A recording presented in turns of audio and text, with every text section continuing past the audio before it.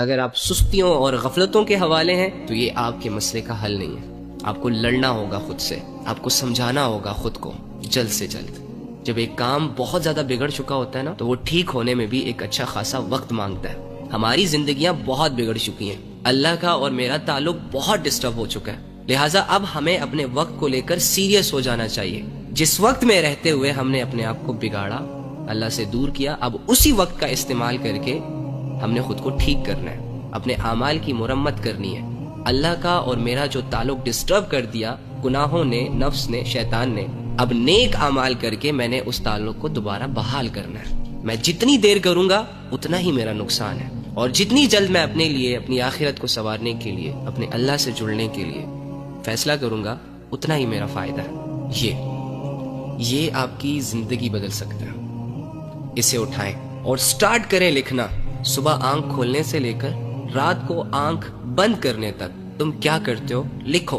کم سے کم مرنے سے پہلے وہ زندگی جو تمہیں دکھائی جائے گی، اس زندگی کا ایک دن اپنے ہاتھوں سے لکھو.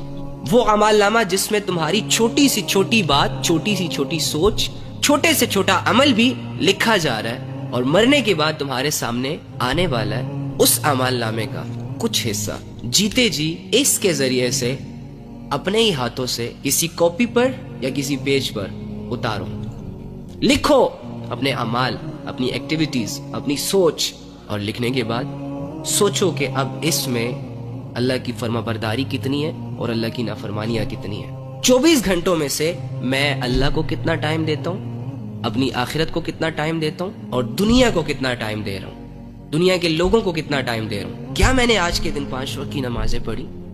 کیا آج کے دن میں نے کوئی صدقہ خیرات کیا؟ کیا آج کے دن میں نے کسی کی کوئی مدد کی؟ کیا آج کے دن میں نے 5 منٹ فوکس کے ساتھ اچھے طریقے سے اللہ کو دیے؟ کیا اس پورے دن میں میں کسی انسانی حقوق پر پورا اترا؟ ڈھونڈے اپنے آپ میں اللہ کی نافرمانیوں کو، ڈھونڈے اپنے آپ میں اللہ کی عبادتوں کو. وہ سوچ جو بگڑ چکی ہے اسے ٹھیک کرنے کا موقع دیں خود کو. وہ اعمال جو بگڑ چکے ہیں ٹھیک کرنے کا موقع دیں خود کو. جو جیتے جی خود کو بھول جاتا ہے نا، تو اس انسان سے باوجود ایمان کی حالت میں رہتے ہوئے اس کی آخرت بننے کے بجائے بگڑتی چلی جاتی ہے.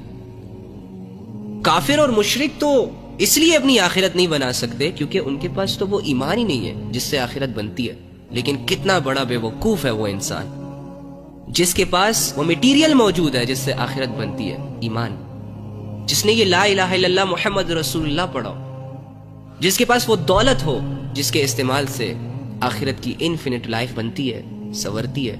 اس کے باوجود وہ 2-4 گناہوں کی وجہ سے نفس اور ہوس کی باتوں میں آ کر اپنی آخرت کو irrelevant سمجھے، غیر ضروری سمجھے، اور وہ محنت نہ کرے، وہ عمل نہ کرے، وہ علم نہ حاصل کرے جس سے ایک مسلمان کی آخرت بنتی ہے. کتنا بڑا بے وقوف ہے. اور اسے بے وقوف بنایا کس نے؟ نفس اور شیطان نے. اب یہ بھلے خود کو کہتا رہے کہ میں بہت بڑا انجینئر ہوں، بہت بڑا ڈاکٹر ہوں، بہت بڑا سائنٹسٹ ہوں، بہت بڑا بزنس مین ہوں، میرے فیصلے چلتے ہیں، میرے منہ سے نکلی ہوئی بات لوگوں کے دلوں میں رعب پیدا کرتی ہے. بھلے دنیاوی اعتبار سے ایسے شخص کے آگے پیچھے لوگ گھوم رہے ہوں، بڑی ٹھاٹ بھاٹ سے رہ رہا ہو یہ شخص، لیکن جو روزانہ ڈیلی بیسس پہ نفس اور شیطان کے ہاتھوں، ہوس کے چکروں میں بے وقوف بنتا رہے، کیا فائدہ اس کی زندگی کا؟ کیا فائدہ اس کے عہدے کا، اس کی شہرت کا؟ کیا فائدہ اس کی اس عقل کا جس پر اس کو بہت بڑا ناز ہے؟